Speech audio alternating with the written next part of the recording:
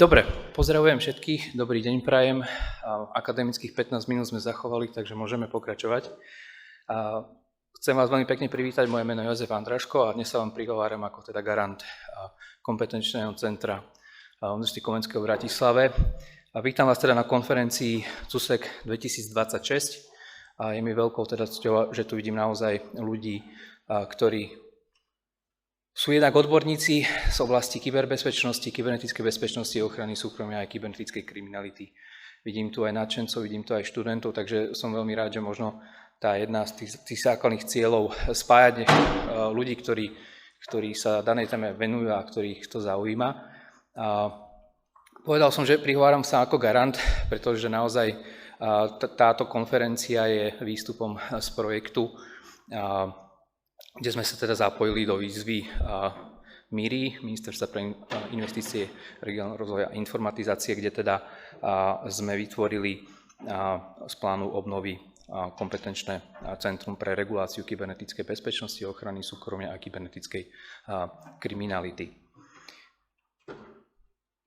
Naším nejakým základným poslaním v rámci projektu, ale samozrejme aj po projekte, je vykonať rôzne aktivity.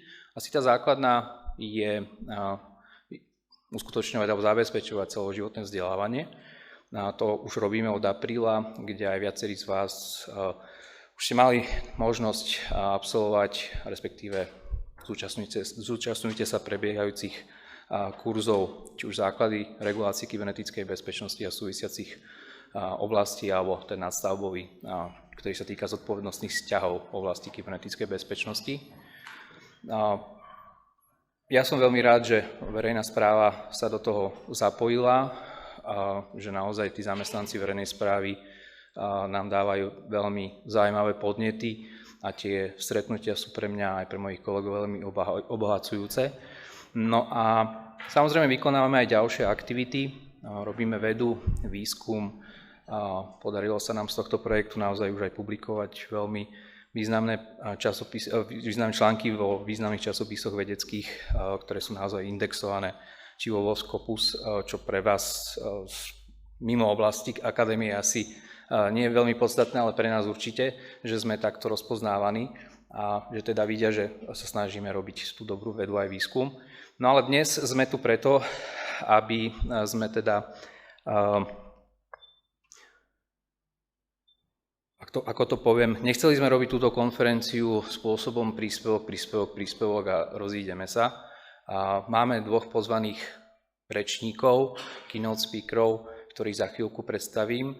Máme pripravené dva panelové diskusie.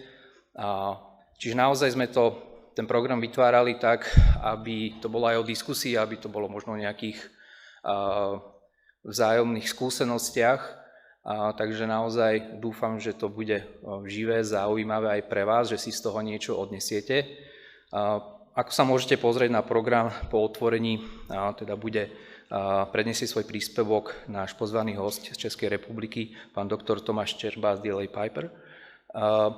Druhým rečníkom je z našej domácej právnickej fakulty a z CUSEKu pán docent Mesarčík. Potom nasleduje panelová diskusia 1, veľmi určite zaujímavá téma, rok po veľkej novele zákona o kybernetickej bezpečnosti. O 12. bude pripravený obed tu v týchto priestoroch, takže ste srdečne pozvaní, všetci účastníci. A potom 13:15 pokračujeme panelovou diskusiou 2 od digitálnej stopy k elektronickému dôkazu. Ukončenie naplánované na 15:00, ale nikde nehovorí sa, že to musí byť naozaj 15:00, závisí aj od tej diskusie. A tí, ktorí by ešte ste mali čas, chuť sa zúčastniť nejakej ďalšej aktivity, tak máme pripravený ešte workshop Labyrint kybernetickej bezpečnosti, právny dizajn ako kompas. A tí, ktorí ste teda v rámci tej registrácie vyplnili alebo zaklikli to, že sa chcete zúčastniť slávnostného rautu, ten bude teda 18. hoteli Park Inn, vstup je od Hviezdoslavovho námestia, takže veľmi rád vás tam uvidíme všetci a možno porozprávame sa menej formálnej atmosfére. Takže naozaj srdečne vás vítam. Celý tento priebeh je nahrávaný, takže potom si to viete aj pozrieť, alebo vaši kolegovia, zavesíme to na YouTube CUSEKu. Budeme posielať potom samozrejme aj mail, link, takže celý ten záznam bude nahrávaný a bude potom na YouTube. Dobre, myslím, že som asi povedal všetko, čo som mal povedať. Nebudem ďalej zdržiavať. Prajem vám naozaj pekný deň a pekný zážitok. A teraz by som vyzval teda nášho prvého rečníka z Českej republiky, pána doktora Tomáša Ščerbu. Som veľmi rád, že si prijal naše pozvanie. Pozeráš sa na veci aj ako advokát, ale aj ako akademik, čiže naozaj trošku nám rozumieš. Takže som veľmi rád, že si prišiel z Čiech, z Prahy a že teda v rámci svojho príspevku nám poukážeš, ako to teda v tej Českej republike ste zvládli. Ja ti dávam slovo a zapínam tvoju prezentáciu.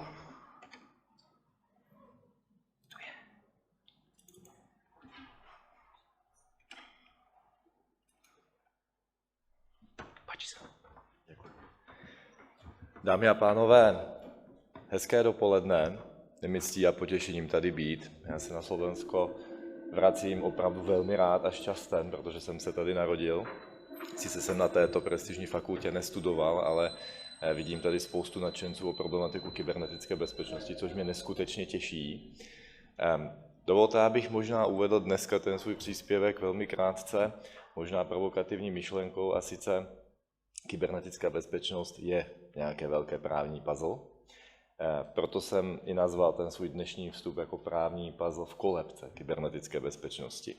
Proč právě v kolébce kybernetické bezpečnosti? No, protože první komplexní zákon, který se týkal organizačních a technických opatření, vznikl právě v České republice. A Česká republika vlastně jak si stanovila trend, jakým způsobem by se mělo správně nahlížet na oblast kybernetické bezpečnosti, a právě proto i Evropská směrnice NIS 1 jak si převzala ten náš český zákon. Když budete slyšet v tom, jak budu mluvit nějaký slovenský akcent, tak se vůbec nedivte, já jsem to chtěl pojmout trošku mezinárodně, takže budu mluvit česky, prezentace v angličtině. Je to slovenská konference, takže minimálně já jsem dokladem toho, že jsme trošku mezinárodní i tady v tomto prostoru.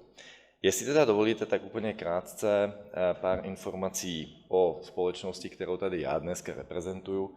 Částečně jsem akademik, částečně jsem také advokát a částečně jsem také jedním z managing partnerů advokátní kanceláře DLA Piper. Možná jenom úplně krátce, my jsme kancelář, která je asi nejvíce technologickou firmou v regionu. Jsme kancelář, která je aktuálně považovaná za největší globální kancelář na světě. Máme asi 100 poboček po světě, ve všech centrálních hubech působíme. Máme celkem asi 20 000 kolegů a naše společnost je známá tím, že pomáháme klientům v situacích, kdy dochází k nějakým kybernetickým útokům s handlingem v podstatě od první fáze až úplně po tu poslední, tak, aby bylo vždycky jednáno s péčí řádného hospodáře. Tak. Nebudu tady procházet naše ocenění a rovnou se teda pustím do nějakých základních myšlenek, které jsem si tady pro vás připravil. Jestli dovolíte, tak možná první taková myšlenka je, že my se docela často, jak u nás v České republice, tak možná i tady u vás v Bratislavě koukáte na oblast kybernetické bezpečnosti jako jakýsi ucelený set práv a povinností vyplývajících z těch jednotlivých zákonných norem, podzákonných norem a podobně. Když se na to podíváte, abstrahujete možná trošku jako helikopter view o krok dál, tak zjistíte, že neexistuje vlastně nějaká jednotná unifikovaná úprava kybernetické bezpečnosti, která by byla validní pro celý svět. Nemáme žádnou sjednocující mezinárodní normu, která by stanovovala nějaké základní koncepty kybernetické bezpečnosti. Máme úpravu evropskou a pak máme úpravu v jednotlivých národních státech. Ta úprava evropská, a mohli bychom se tomu věnovat dlouhodobě, je teďka velmi populární, protože vstoupila v účinnost relativně ještě nedávno Evropská směrnice NIS 2 o kybernetické rezilienci. Směrnice nemá přímý aplikační účinek, takže byla a musela být transponována v jednotlivých evropských zemích do národních řádů. U nás specificky v České republice se to stalo samostatným novým zákonem o kybernetické bezpečnosti, který vstoupil v účinnost teprve 1.11.2025, takže v zásadě téměř rok poté, co správně vstoupit v účinnost měl.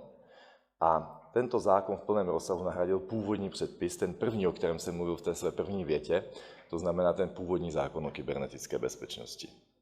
Změnilo se toho mnoho a Česká republika i díky tady této robustné legislativě se podle relativně prestižního žebříčku, který se jmenuje National Cyber Security Index, umístila před Kanadou a před dalšíma zeměma jako země číslo 1 na světě v připravenosti na kybernetické hrozby a vůbec jako první země, která má nejkomplexnější právní úpravu kybernetické bezpečnosti.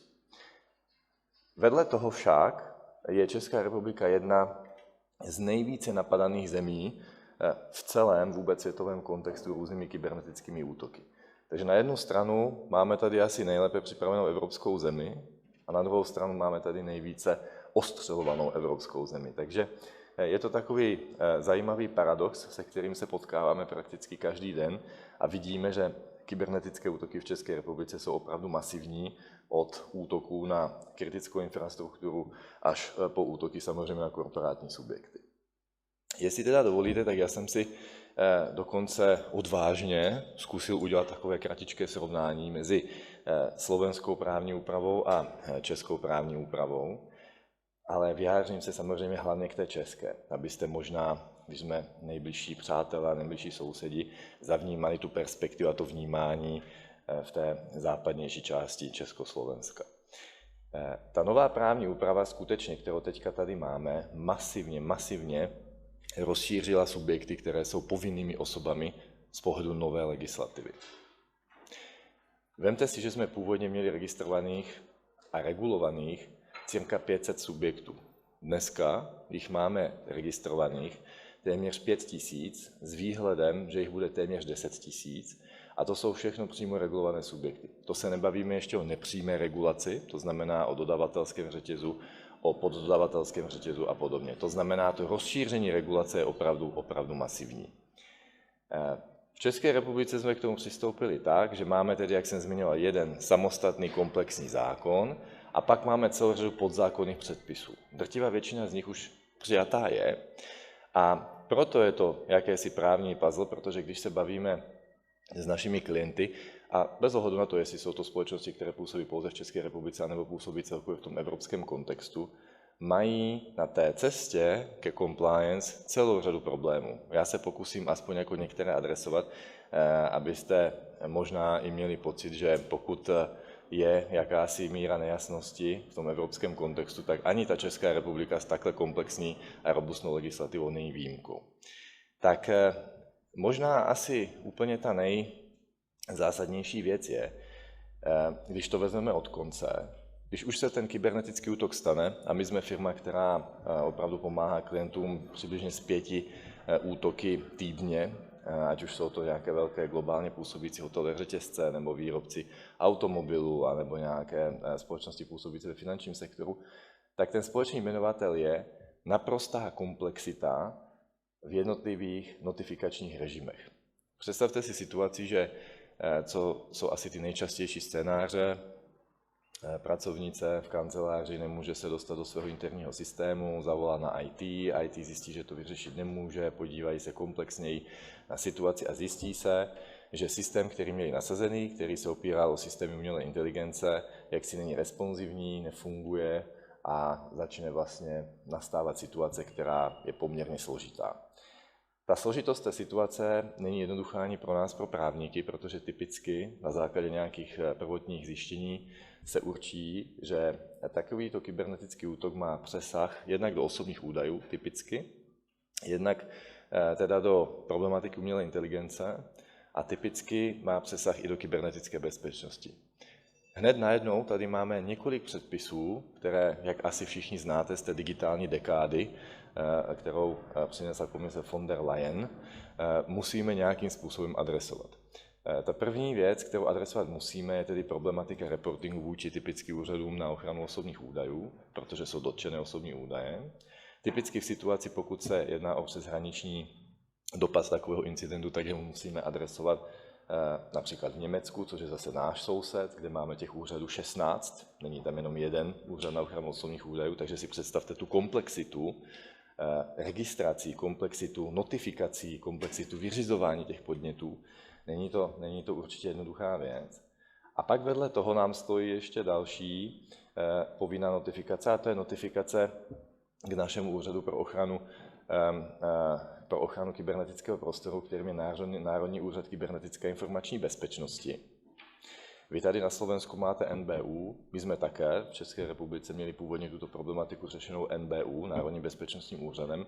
Následně asi v roce 2018 se rozhodlo, že se vytvoří jakési komplexní zajištění kybernetické bezpečnosti a máme tedy Národní úřad, což je ústřední orgán státní správy, jako vládní CERT. Takže máte tady nějakou další povinnou notifikaci v relativně přísných lhůtách. Hned ta první notifikace do 24 hodin, následná potom do 72 a finálně až do 1 měsíce. A máte tady samozřejmě potenciálně i povinnost informovat NBÚ i v situaci, pokud tam vzniká nějaký formální a materiální znak utajené informace a právě NBÚ je regulovaným úřadem. Takže co tím chci říct, je tady mnohdy povinnost informovat celou řadu úřadů, což rozhodně nebývá jednoduché.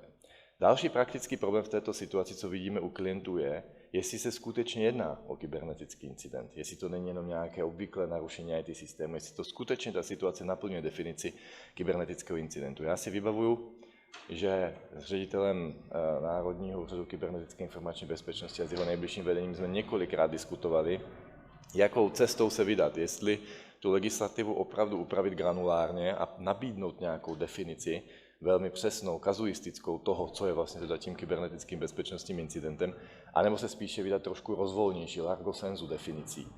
Nakonec jsme zvolili tu druhou možnost, která v praxi se ukazuje možná ne vždy jako praktická, protože typická situace, když si někdo jaksi chce zaútočit na tu vaši hardwarovou nebo softwarovou infrastrukturu, tak je mnohdy těžké určit, jestli je to skutečně zatím pouze kybernetická bezpečnostní událost, která se nereportuje, anebo už je to tedy ten kybernetický bezpečnostní incident. Rozhodně tady do toho nepřináší moc světla ani agenda digitálního omnibusu, kterou jste možná zavnímali, že Česká republika lídovala ambice zjednodušit celé digitální dekádové předpisy, do kterých náleží teda nejenom kybernetická bezpečnost a ten už již zmiňovaný Evropský akt o umělé inteligenci, ale celá řada dalších předpisů. To jsou ty předpisy na vůbec digitální governance, na zpracování zprávu údajů a tak dále. Uvidíme, jak nakonec tato aktivita dopadne. Očekáváme nějaké výraznější zjednodušení i právě na úseku kybernetické bezpečnosti, které by mělo být celoevropské, takže snad to nakonec pomůže. Co určitě nepomáhá celé situaci, je absence jakýchkoliv guidelinů. Dneska, když se podíváte, kolik guidelinů máme v oblasti soutěžního práva, kolik guidelinů už dneska vzniklo v oblasti nakládání a zpracování s osobními údaji, tak je až s podivem, jak málo guidelinů máme právě na úseku kybernetické bezpečnosti. Na tom úseku, ze kterého aktuálně dneska hrozí vlastně největší objem potenciálních ztrát a škod. Takže určitě by pomohlo na tady této věci výrazně zapracovat. Tak, já teďka možná zmíním pár takových širších souvislostí, které my v té České republice vnímáme, které by pro vás mohly být zajímavé právě z toho důvodu, pokud zastupujete i sami klienty působící v České republice. A to je otázka vůbec takzvané samo- nebo sebeidentifikace. Podle původního předpisu to bylo v zásadě jednoduché. Subjekty, které byly správci nebo provozovatele prvků kritické infrastruktury, měli typicky nějaký informační systém. Ten informační systém byl úřadem vyhodnocen jako kritický, vznikly nějaké prvky kritické informační infrastruktury a na základě opatření obecné povahy úřad rozhodl pro ten subjekt, že je regulovaná osoba. Poměrně jednoduchá věc. Dneska máme ten princip založený na takzvané sebeidentifikaci. To znamená, že každý subjekt, který působí v České republice, ať už svou organizační složkou nebo dceřinou společností, anebo samostatně jako standalone entita, musí provést proces samoidentifikace. Ten proces není jednoduchý a když s klienty tím procesem procházíme, tak byste se možná divili, že navzdory tomu, že úprava je poměrně jako kazuistická, tak je tolik nejasností a tolik otazníků, že mnohdy ani my sami nejsme schopni 100% určit, jestli ten subjekt jako skutečně má být regulovaným subjektem, anebo ne. A pokud ano, tak jestli v režimu vyšších anebo nižších povinností. Čímž se dostávám do první asi výraznější odlišnosti, kterou vnímáme oproti Slovenské republice, a to je fakt, že my máme všechny subjekty rozdělené na dvě kategorie. Režim vyšších povinností a režim takzvaně nižších povinností. Co je také specifické, je objem povinností, které se na tyto dvě kategorie vážou. U toho režimu vyšších povinností je to ten full scope povinností všech organizačních, všech technických opatření, poměrně složité, robustné compliance cvičení. U těch subjektů v tom režimu nižších povinností je to jinak. Tam celá řada dokumentů mandatorně vznikat nemusí, celá řada dokumentů je simplifikována a vůbec procesní řízení je jednodušší. Co je také zajímavé a co je poměrně výraznou odlišností od Slovenské republiky, je to, že my v České republice máme i dvojí reportingový stream, nebo respektive dvojí možnost reportingu kybernetických incidentů.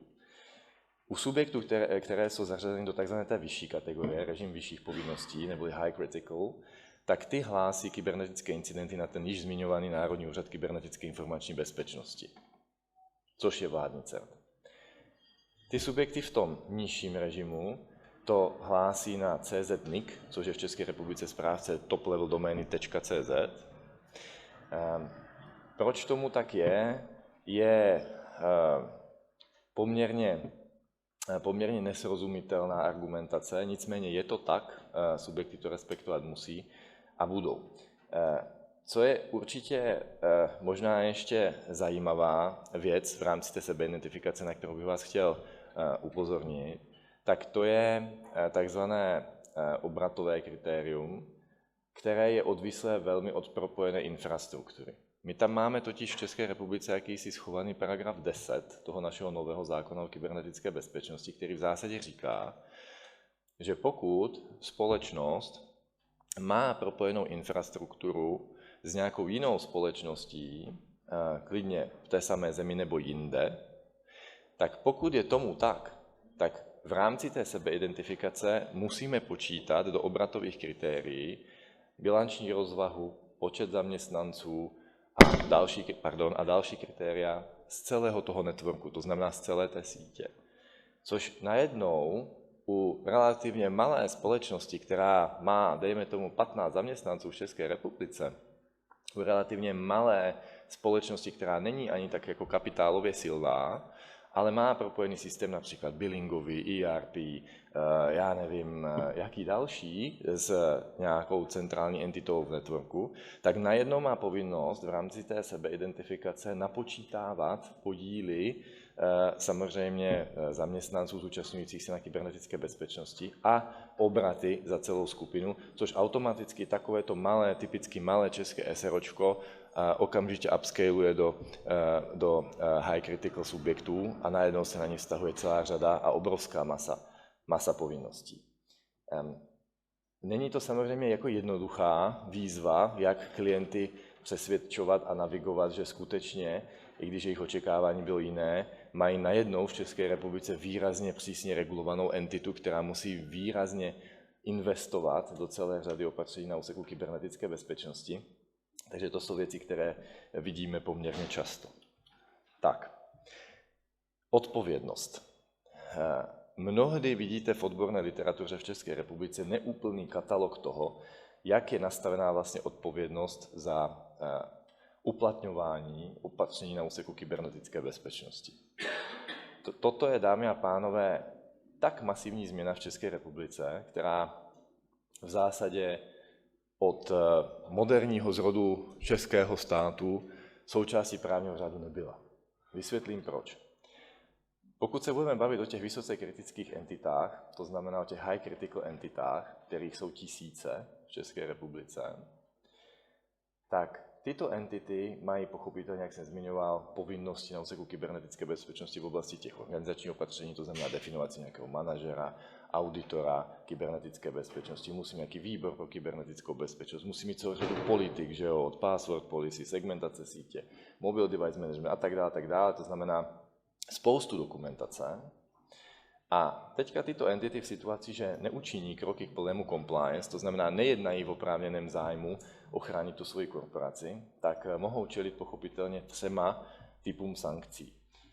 Ta první skupina jsou správní sankce, kde entita jako taková může být sankcionována na základě šetření, které může být downraidem, nebo to může být ohlášené šetření ze strany Národního úřadu kybernetické informační bezpečnosti, nebo České národní banky, pokud se bavíme o finančním sektoru, nebo NBÚ, pokud se bavíme o tajovaných informacích, výsledkem čehož může být pokuta. Tím, že Česká republika šla mnohdy cestou tzv. Gold platingu, to znamená přidávání ještě dalších aditivních povinností nad rámec povinností vyplývajících z Evropské směrnice NIS 2, tak za celou řadu různých pochybení může být uložena poměrně vysoká sankce.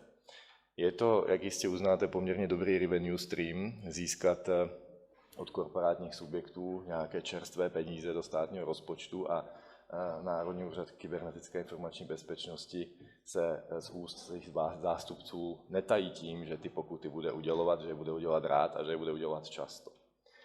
Takže pokuty. Víte velmi dobře, že ty jsou na úrovni 1/2 pokut, které známe z GDPR, to znamená u těch kritických subjektů až na úrovni 2% z globálního obratu, což není málo. To však není vše. Pak tady máme další potenciální sankce a to je, že společnost, která bude prokazatelně uznána, že neplní povinnosti na úseku kybernetické bezpečnosti, tak bude takto indexována a zveřejněná na portálu NÚKIB, portál, který je veřejně přístupný, což logicky asi nemusí být pro zejména společnosti, které mají nějaké kurzotvorné informace úplně příznivé, aby bylo vidět pro jednotlivé akcionáře, že společnost teda neplní na úseku kybernetické bezpečnosti své povinnosti. Opět to není vše. Je tam potenciálně další level sankcí a ten se týká přímo osobní odpovědnosti členů statutárního orgánu, kde ultimativně může dojít až k pozastavení výkonu členství ve statutárním orgánu na dobu 6 měsíců plus.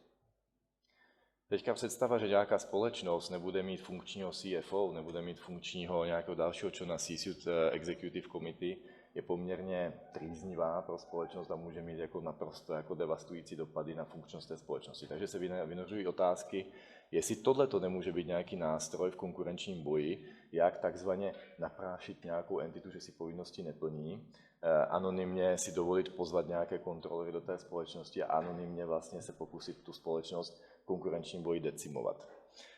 Uvidíme, jak se k tomu samozřejmě jako postaví náš NÚKIB, který má toto právo, je mu svěřeno zákonem. Není to, jak to bylo původně v návrhu, v rukou soudů, ale je to přímo v rukou Národního úřadu kybernetické informační bezpečnosti, což je jako masivní změna, která součástí právního řádu nikdy nebyla.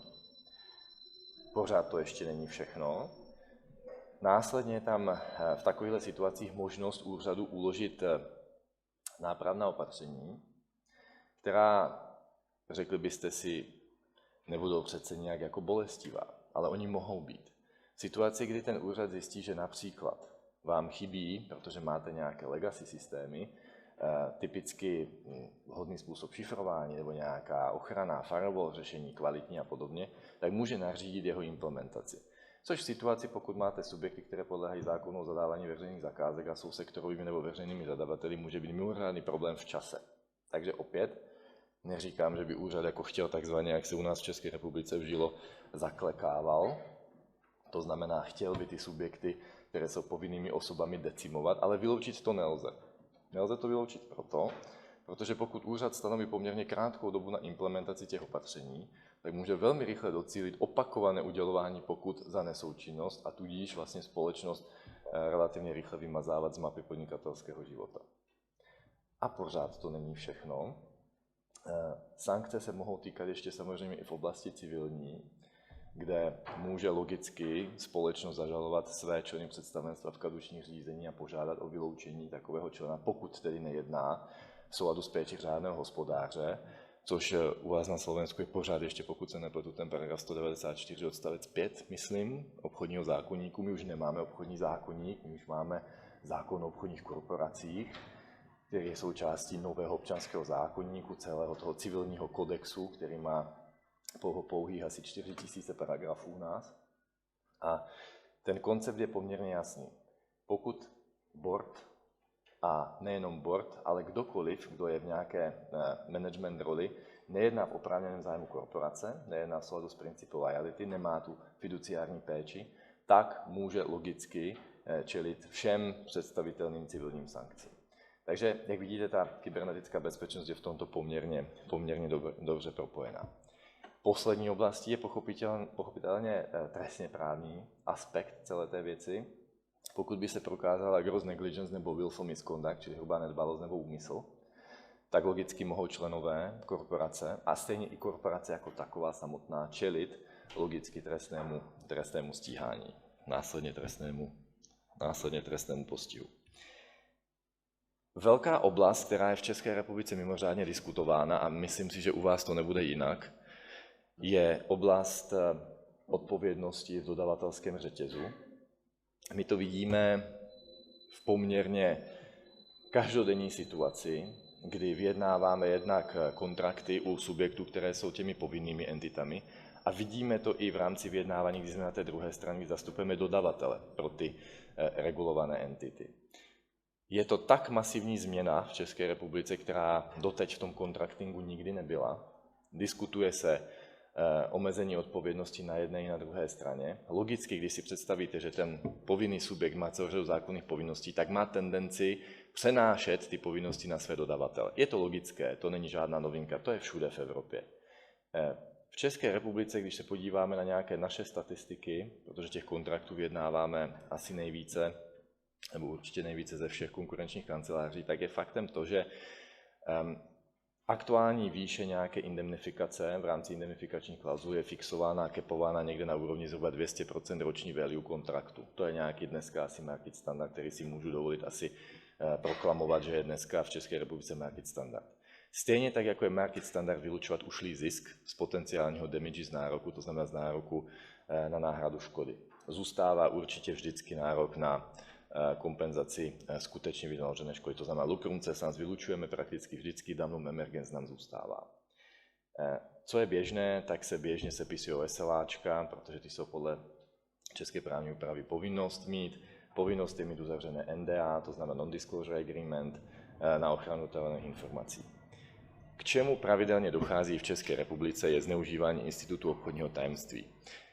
V situaci, pokud si společnost neoznačí kontrakty jako své obchodní tajemství podle našeho nového paragrafu 504, podle kterého musíte splnit nějakých 6 taxativních zákonných znaků, aby se o obchodní tajemství jednalo, a jeden z nich je označit nějakou informaci jako obchodní tajemství, tak dochází typicky ke konkurenčnímu boji, že úřad typicky vykoná kontrolu u subjektu. Tím úřadem může být ať už NÚKIB, nebo to může být dokonce i orgán činný v trestním řízení, to znamená policie, státní zastupitelství a podobně. A stává se to, že potom konkurent té dané společnosti si na základě zákona o svobodném přístupu k informacím, takzvaném zákoně číslo 106, takže se u nás vžil obrat 106kovat nějaký subjekt, tak si zažádá o nějaké informace od toho úřadu, a pokud ty informace nejsou označené jako obchodní tajemství, tak je úřad v zásadě může poskytnout, zjednodušeně řečeno. Pokud jsou označené jako obchodní tajemství, tak úřad nemůže, nesmí, jinak by čelil žalobě podle jednoho našeho českého speciálního zákona o náhradě škody za nesprávný úřední postup, řízení, v důsledku kterého by musel plnit. Takže určitě je doporučení hodné ty informace všude tam, kde to je aspoň trošku možné označovat jako obchodní tajemství. Možná poslední věc, poslední 2 slajdy, jestli ještě můžu, než mě Jožka vyhodí od řečnického pultu, jsou nějaké jako lessons learned, to znamená nějaké jako zkušenostní poznatky.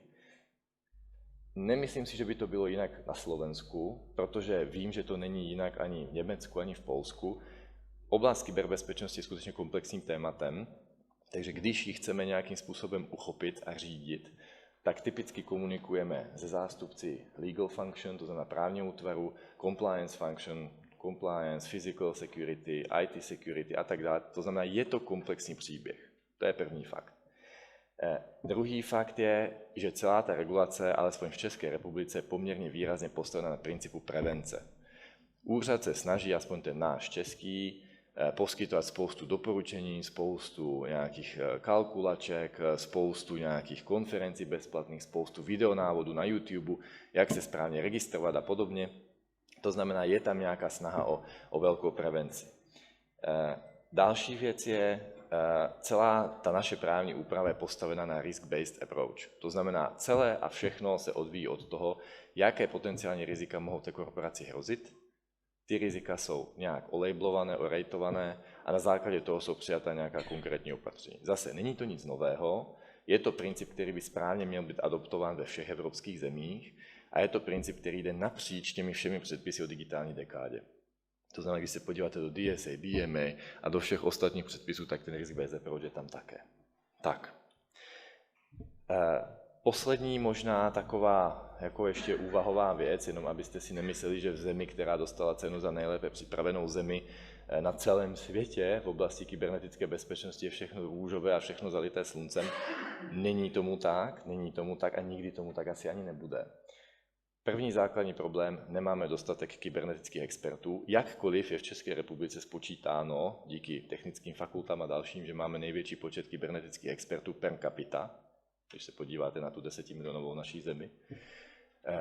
Druhý problém je nechuť a neochota těch velkých vendorů investovat v České republice. Je to malý trh, je to 10 milionů lidí. Když si má nějaká velká společnost vybrat, jestli nabídne bezpečnostní systém jaderné elektrárny zvaný RTIS jako do České republiky, kde máme nějaké 4 nebo kolik bloků, nebo to nabídne někam do Indie nebo do Číny, no tak je asi jako jasné, že se nebude úplně nutně chtít přizpůsobit té naší detailní vyhlášce o sadě miliardě povinností, kterou má takový subjekt splnit. Další problematická věc jsou zadávací řízení. V situaci, kdy se podíváte na kybernetickou bezpečnost, tak všechna ta řešení jsou poměrně drahá, protože jsou robustní. A drahá znamená, že se typicky u subjektů, které jsou sektorovými a veřejnými zadavateli, musí soutěžit. Představa, že něco vysoutěžíte rychle v České republice, je z říše snů. Je to jednak proto, že ten zákon se neustále mění, je to jeden z nejčastěji novelizovaných předpisů ze všech právních předpisů v České republice. A druhak taky proto, že zájmy na úseku zadávacích řízení jsou poměrně různorodé, abych to řekl diplomaticky. A v tomhletom koktejlu, když má nějaký sektorový nebo veřejný zadavatel, typicky nemocnice, vysoutěžit nějaké nové firewallové řešení za několik stovek milionů korun, kde těch dodavatelů potenciálních a těch os na to hnízdo je poměrně hodně, tak to bývá pochopitelně velký problém. Zadávací řízení jsou poměrně často zrušována, poměrně často vypisována znovu a podobně.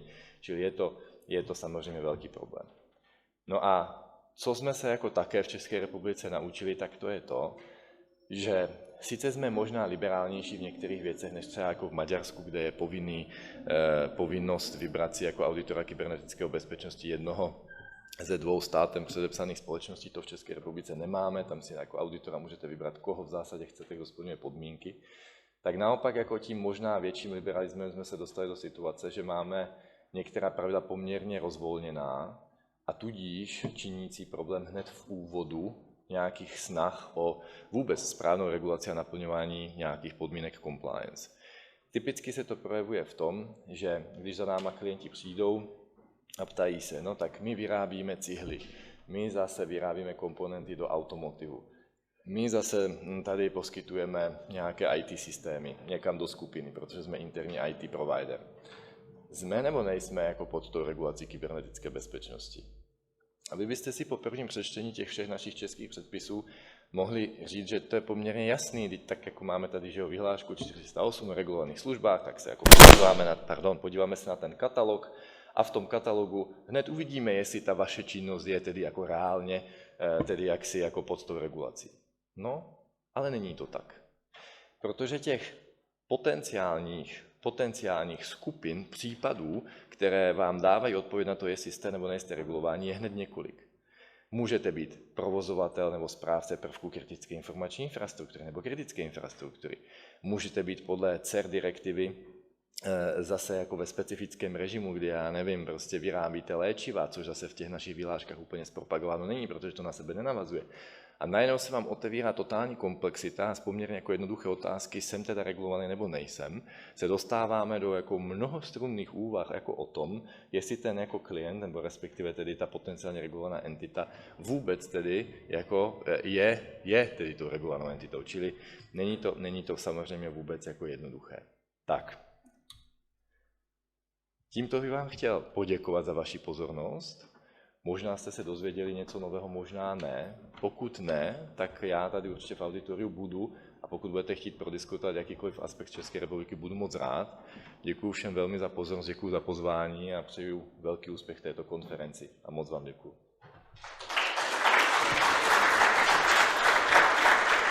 Ďakujem veľmi pekne naozaj za veľmi, by som povedal, dobrý pohľad na to, ako Česká republika k tomu pristúpila. A páčila sa mi veľmi tá štruktúra, kde si poukázal na tie nášlapné miny, ako by som to povedal. A teraz je priestor pre nejaké 2-3 možno otázky, aby sme sa možno posunuli potom k druhému prezentujúcemu. Takže nech sa páči, ste na auditorium. Ak máte nejakú otázku, nech sa páči. Já mám připravené, takže... Já možná jako takovou rozehřívací, jestli smím. Ano.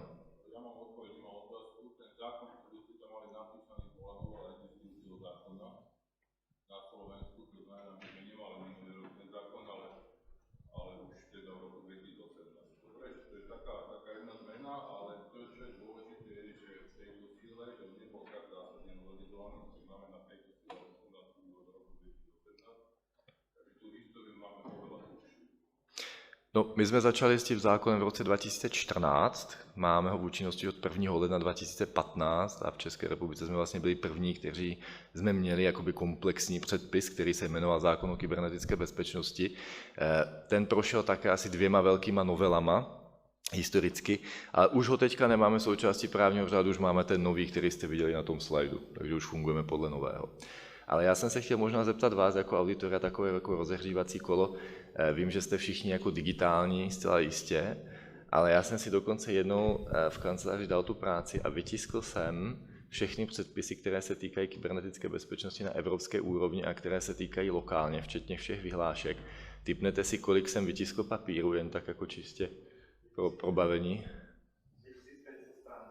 No, bylo to kolem asi 2800 stran, ano, je to skutečně tak. A pak jsem teda pokračoval v tomhletom tažení a vytiskl jsem všechny pouze evropské předpisy v oblasti digitální dekády. To znamená, začalo to, že GDPRkem a bude nám to končit Cyber Security Resilience Actem. Tak tipnete si někdo, jako, kolik to tak jako mohlo být? Jen tak jako pro srandu, abychom viděli, jako co klientům máme radit v oblasti celého toho mejzu velkého. Nebudu vás trápit, když tady je ta základna, tak bylo to asi takováhle tloušťka papíru. Tak to je digitální dekáda, plná předpisu, když si to dáte tu práci a vytisknete. Metr tlustý objem papíru. Máme nějakou konkrétnu otázku? Mňa by zajímala, je, lebo nevidím, všetci vieme, prečo prišla NIS 2, harmonizácia nenastala. Pozrieme sa na NIS 2 a zistíme, že dobre, proces identifikácie je preč, ale teda vieme, že ten safeguard rule v zásade má mnoho výnimiek. A keď sa pozrieme na tie transpozície, tak ja mám pocit, že sme tam, kde sme boli. Výnimka na výnimku, subjekt, ktorý v podstate by nemal byť regulovaný, ale za určitých podmienok môže. Také vysoké školy si zoberme. Áno, môžeme pozrieť, že cez zákon o ITVS by mali byť regulované. Sú tu rôzne názory na to. Potom si zoberme také výnimky, keď sme mali COVID. Univerzita Komenského sa zrazu stala tým subjektom hospodárskej mobility. A ak by taká situácia opäť nastala, regulovaný subjekt, ktorý nebol, zrazu jedným momentom sa stane regulovaným subjektom a spadneme pod zákon o KB a vyhlášky. Čiže moja otázka je, tá osobná pôsobnosť je podľa mňa alfa a omega. Môžeme sa baviť o povinnostiach, ale pokiaľ nevyčistíme tú duplicitu na Slovensku, o tej duplicite by sme mohli hovoriť, samozrejme. Není toto cesta k NIS 3? Jožko, to je naprosto správná otázka. Ono je to ještě možná trošku složitější, a sice, že my máme v České republice povinnost pravidelně přehodnocovat ten status v okamžiku, co dochází k nějakým podstatnějším změnám v obchodním fungování té korporace. To znamená typicky, pokud dojde k nějaké fúzi nějakých 2 entit, najednou je ta entita větší, nebo typicky, když dojde k realokaci nějakých interních kapacit, že jedna společnost v rámci nějaké skupiny je interní servisní IT a poskytuje ty tzv. Managed services, neboli Managed Security Services, tak se najednou stává celá ta entita povinnou a pokud, jak jsme se bavili, splňuje to obratové kritérium, tak je povinná vlastně v tom nejvyšším možném režimu. Takže ano, tato nejistota tady je, ta nejistota je inherentní v tom právním řádu a právě u každé té reorganizace by měla být vlastně jaksi podmínkou, kromě všech těch sledovaných oblastí, jestli ta reorganizace není jako FDI relevant, jo, Foreign Direct Investment relevant, jestli není Foreign Subsidies Regulation relevant, tak by měla být i Cyber Security relevant, možná.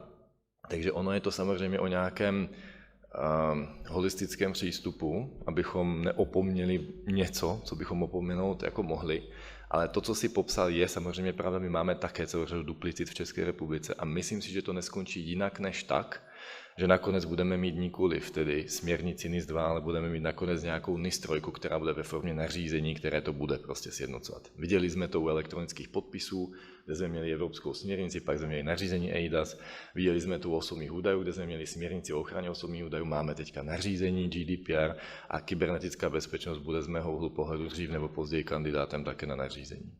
Ďakujem veľmi pekne. Spýtam sa teda ešte raz, či je možno nejaká otázka, ak nie, tak samozrejme máme tam otázku.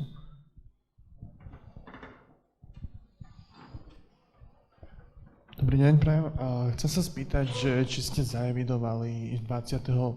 myslím, že Európska komisia navrhla novelizáciu NIS 2 a rovnako tak aj nové nariadenie posilňujúce NISu, že teda aký je váš názor na tento balíček cyber security opatrení? Ďakujem.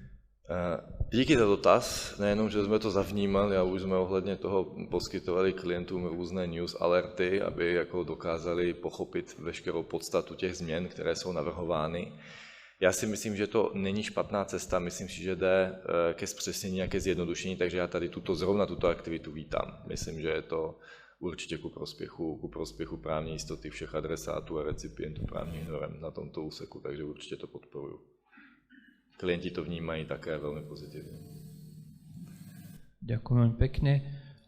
Ja by som ti chcel ešte raz veľmi pekne poďakovať za tvoj čas, že si privítal naše pozvanie. A teraz by som teda pozval druhého rečníka, pána docenta Mesarčíka, ktorý teda by nás previedol ďalšou témou. Ešte jednou ďakujem a hezký den všem.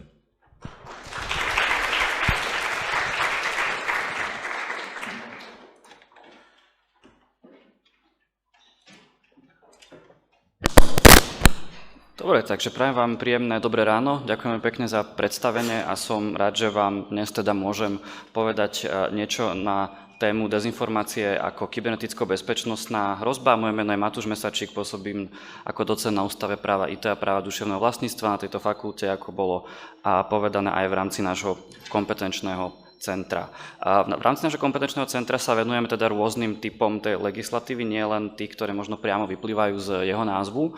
A v podstate práve táto oblasť dezinformácií v kontexte kybernetickej bezpečnosti je jedna z tých, kde vidíme, že tie regulácie sa veľmi výrazne prekrývajú.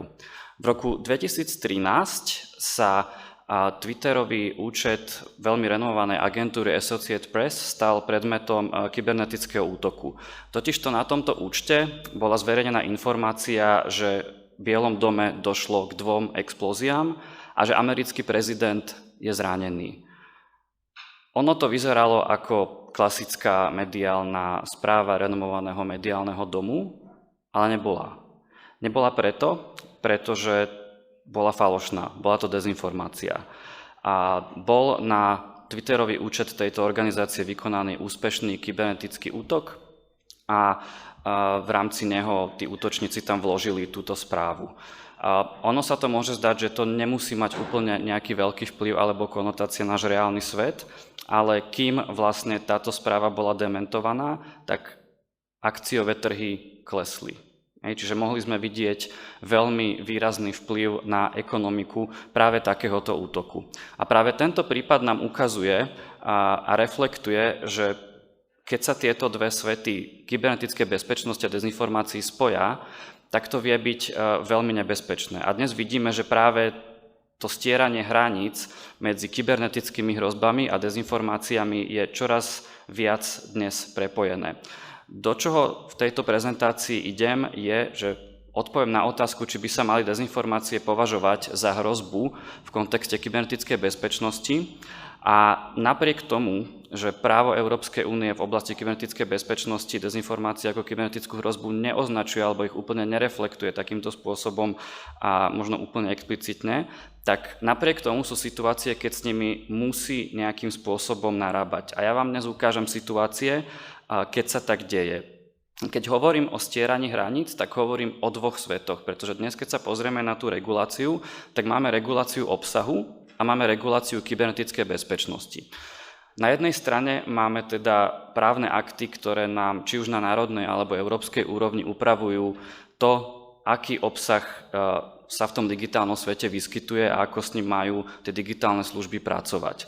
Máme akt o digitálnych službách, ktorý nám reguluje rôzne spektrum digitálnych služieb od tých najmenších až po tie veľmi veľké online platformy a vyžaduje od nich, aby robili niečo, keď sa tam ukáže nejaký nelegálny alebo škodlivý obsah.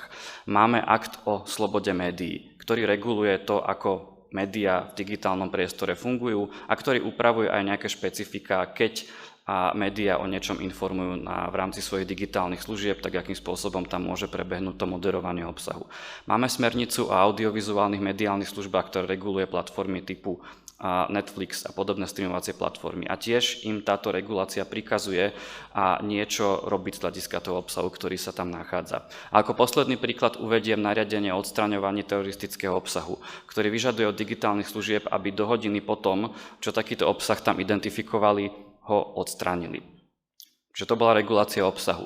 Na druhej strane máme právnu úpravu kybernetickej bezpečnosti. Už môj predrečník tu spomínal smernicu NIS-2, akt o kybernetickej bezpečnosti a akt o kybernetickej odolnosti. Ale keď sa na tieto dva svety pozrieme hlbšie, tak vlastne zistíme, že oni regulujú trošku iné veci a nie úplne sa vždy prekrývajú. Smernica NIS-2 klasicky sa zameriava na bezpečnosť kľúčových a dôležitých subjektov. Predpisuje im nejaké bezpečnostné opatrenia. Predpisuje im, čo majú tieto subjekty robiť, keď sa tam stanú nejaké kyberneticko-bezpečnostné incidenty. Máme akt o kybernetickej bezpečnosti, ktorý upravuje postavenie organizácie ENISA, certifikáciu a vlastne hovorí nám, že čo je kybernetická bezpečnosť a čo je kybernetická hrozba. A ako najnovší prírastok máme akt o kybernetickej odolnosti, ktoré sa zameriava práve na bezpečnosť produktov, na bezpečnosť digitálnych produktov. Čo majú ale všetky tieto legislatívy v oblasti kybernetickej bezpečnosti spoločné? Majú spoločné to, že oni sa dívajú na tie siete, na tie služby, na tie dáta ako aktíva a dívajú sa na to z takého pohľadu, že ak chceme, alebo ak táto legislatíva vyžaduje nahlasovanie nejakého bezpečnostného incidentu, alebo chce, aby niečo bolo považované za bezpečnostnú hrozbu, tak musí tam dôjsť k narušeniu dôvernosti, integrity, dostupnosti týchto služieb, dát alebo sieti. Čiže toto je absolútne kľúčové. Čo to znamená, že tie legislatívy nejakým spôsobom predpokladajú nejaký typ útoku, alebo nejaký typ jednoducho narušenia. Keď to porovnám s aktom o digitálnych službách, ktorý je takým typickým a výborným príkladom regulácie obsahu, tak akt o digitálnych službách je postavený odlišne. On je postavený na tom, že platformy musia moderovať a pozerať sa na to, aký obsah tam majú. Ak sú na to upozornené, tak to musia vyhodnotiť, ten obsah prípadne odstrániť alebo ho nejakým spôsobom zablokovať. Hovorím hlavne o nejakom nelegálnom obsahu. A zároveň, čím väčšia platforma to je, tak tým viac povinností im tento akt predpisuje. To znamená, že keď ste Instagram, TikTok alebo Meta, tak musíte napríklad každý rok posudzovať rizika, ktoré vám nielen z obsahu, ale aj z toho, ako vaša platforma funguje, vyplývajú a máte ich nejakým spôsobom mierniť. Čiže ten prístup je trošku iný. A keď som spomínal, že tieto dva svety sa dnes už stretávajú, tak oni sa síce nestretávajú úplne legislatívne, ale stretávajú sa na tej druhej strane. Stretávajú sa tam, kde v podstate sú útočníci alebo tí, ktorí sa snažia nejaký nelegálny alebo dezinformačný obsah šíriť a stretávajú sa v podobe hybridných hrozieb. Teda nejakých koordinovaných nepriateľských kampaní, ktoré využívajú kybernetické a informačné nástroje. Často tieto hybridné hrozby úplne nevieme klasifikovať z hľadiska nejakých právnych aktov. A čo majú tie hybridné hrozby spoločné je, že tým, že využívajú aj tie kybernetické informačné nástroje, tak útočia na to najcennejšie, čo máme, na demokraciu. Hej. A preto je veľmi dôležité hovoriť aj o tom, aby tie právne rámce, ale nielen právne rámce, ale ako spoločnosť bola dostatočne demokraticky odolná. To znamená, aby sme boli takéto útoky schopní ustať, či už prostredníctvom nejakej mediálnej gramotnosti, prostredníctvom vysokej odolnosti kritickej infraštruktúry, prostredníctvom vysokej odolnosti a pri volebných procesoch. Ale to nie je všetko, pretože my jednoducho potrebujeme robiť viac. A v rámci tejto prezentácie sa práve zameriavam, či aj tieto hybridné hrozby, ktoré kombinujú tie kybernetické informačné nástroje, sú nejakým spôsobom v tých legislatívach kybernetickej bezpečnosti riešené. Aby som nebol iba hypotetický, ale ilustroval to aj na takom príklade, že ako taká typická hybridná hrozba môže prebiehať, tak predstavte si, že nejaká hackerská skupina podporovaná nejakým cudzým štátom ukradne údaje, povedzme, z volebnej kampane nejakého kandidáta. Do tých mailov, povedzme, ktoré uniknú, sa vloží aj nejaká dezinformácia alebo maily, ktoré jednoducho neboli napísané. Takýmto spôsobom sa začnú šíriť falošné informácie prostredníctvom ukradnutých údajov vymyslených príbehov a môžete mať obrovský problém pri následných voľbách, pretože to môže mať ako dôsledok až pokles dôvery verejnosti k nejakým demokratickým procesom alebo k chaosu. A tá skutková podstata, ktorú som povedal, ja som si opäť nevymyslel. Stala sa v roku 2017 pred francúzskymi prezidentskými voľbami, kde Emmanuelovi Macronovi, respektíve kampaňovému tímu, hackeri ukradli niektoré maily a schválne tam vložili niečo, čo nebola pravda, čo sa začalo šíriť potom v spoločnosti. Čiže mali sme legitímny kybernetický incident, ale zároveň v ňom boli vložené aj dezinformácie. A toto nie je ojedinelý prípad. Ja vám ukážem ešte 5 ďalších scenárov alebo prípadov, keď tie dezinformácie a kybernetický útok sa môžu, ale nemusia prepájať. Možno ten najčastejší príklad, ktorý vám napadne, keď sa bavíme o dezinformáciách, je, keď sa niečo šíri na sociálnych sieťach. Hej. Čiže napríklad, že vakcíny sú škodlivé, že sa staneme kukuricami a podobne. Tak toto je ten typický príklad, keď sa šíria iba dezinformácie, to znamená, integrita toho obsahu je extrémne nízka, hej, pretože je nepravdivá, pretože je to blbosť, ale toto nie je kybernetický incident. Nie je to kybernetický incident pretože nedošlo tam k žiadnemu útoku na tú sociálnu sieť, nedošlo tam k žiadnej kompromitácii tej siete alebo tej digitálnej služby. To, že to tá sociálna sieť umožňuje efektívne šíriť, to už je druhá vec, hej, že je nejakým spôsobom dizajnovo nastavená tak, že tam vedia, povedzme, pôsobiť nejaké troly farmy a tak ďalej, ale to nie je vôbec otázka kybernetickej bezpečnosti. Scenár číslo 2. To, čo sa stalo Associated Press, hej, teda hackeri sa dostanú do účtu, povedzme, nejakého mediálneho domu alebo agentúry a zverejnia tam nejakú falošnú správu. Tak máme tu dezinformáciu, hej, ktorá je práve tou nejakou nepravdivou informáciou a zároveň tu máme aj kybernetický incident, pretože niekto sa dostal k nejakému účtu na sociálnej sieti, ku ktorému nemal mať prístup, hej, už akýmkoľvek spôsobom. Čiže bol tam vykonaný nejaký útok. V takomto prípade, áno, regulácia kybernetickej bezpečnosti je relevantná, ale len do toho momentu, kým neprejde sa na dementovanie tej dezinformácie.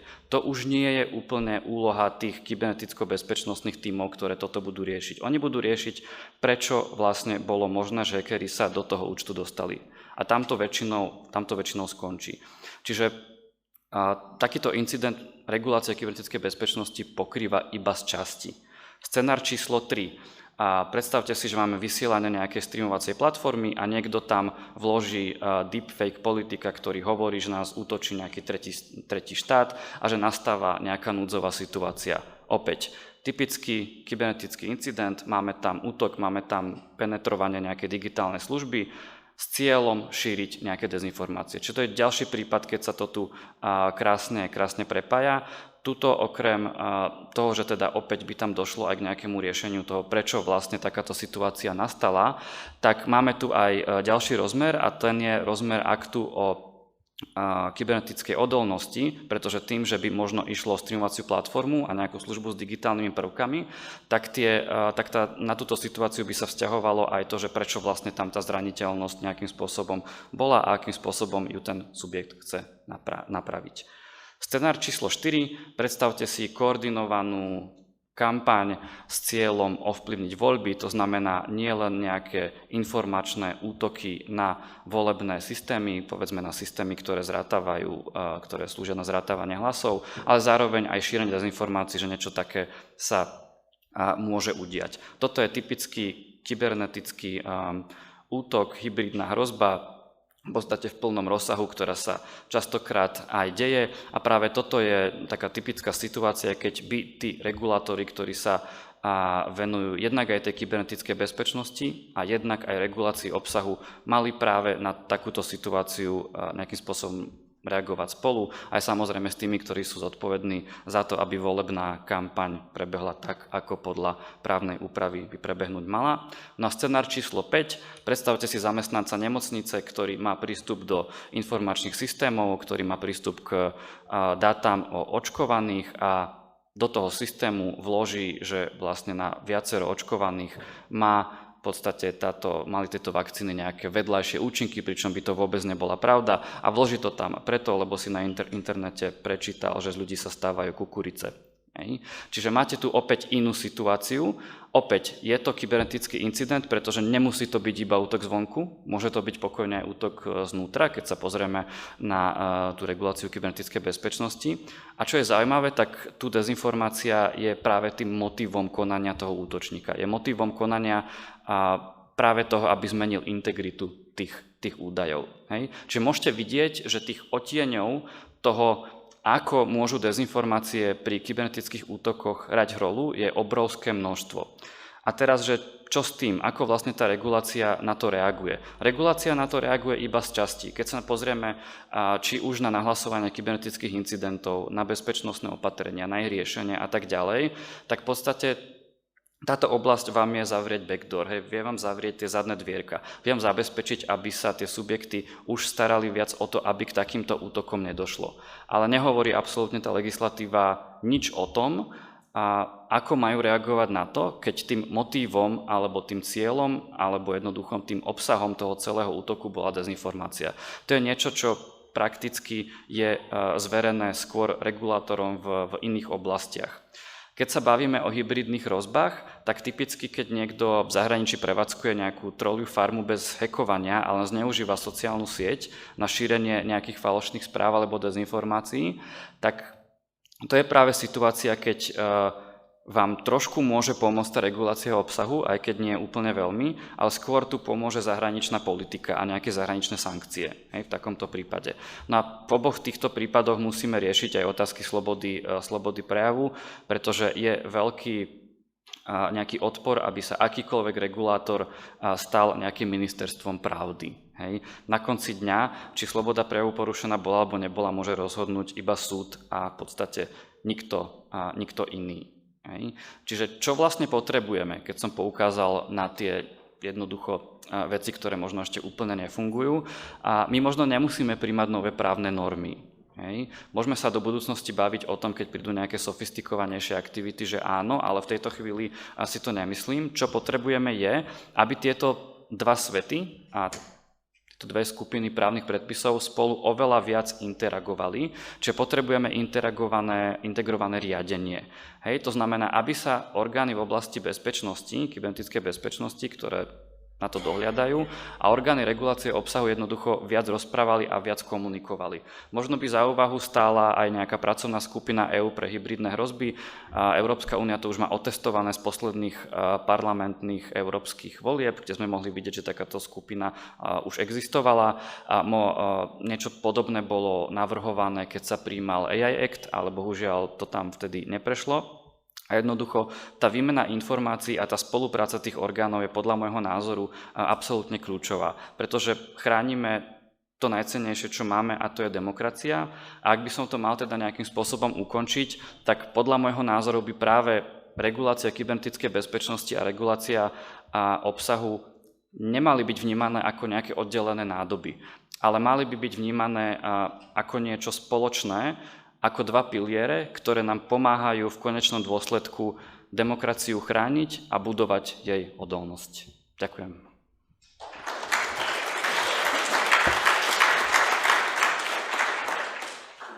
Ďakujem veľmi pekne. Sú nejaké...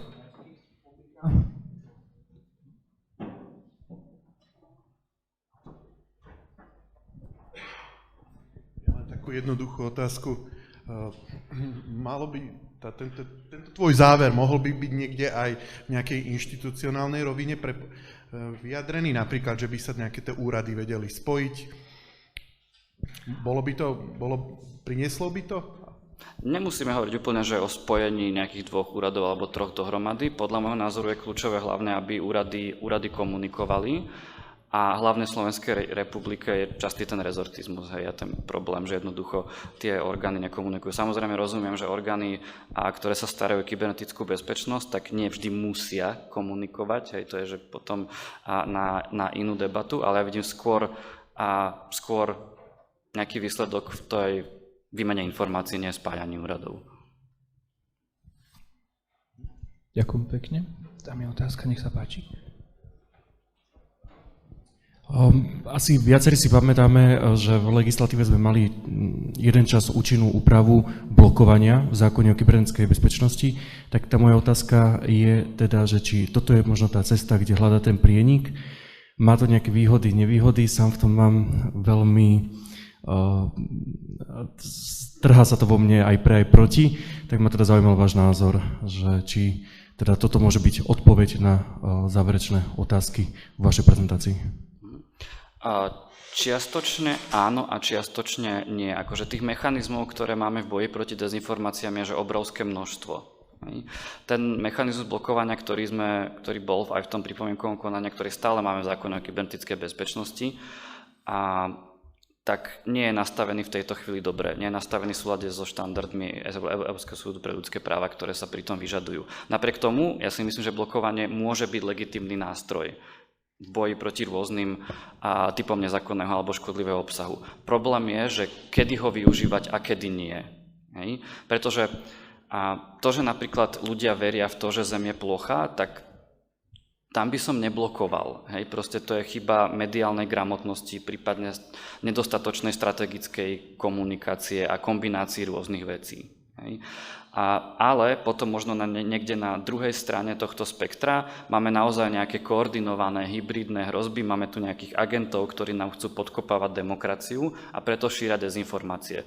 Tak tu si viem predstaviť práve to blokovanie webov alebo možno aj nejaký že trestnoprávny postih na nejakej úrovni. Hej? Čiže všetko je to o proporcionalite a nevyhnutnosti. Čiže blokovanie webov určite áno, ale nevždy. Ďakujem. Ešte nejaká možno posledná otázka z publika? Ak nie, tak ďakujem veľmi pekne nášmu druhému rečníkovi. My sa môžeme pomaličky teda presunúť na prvú panelovú diskusiu, takže nejakých 5 minút, pokiaľ to tu pripravíme.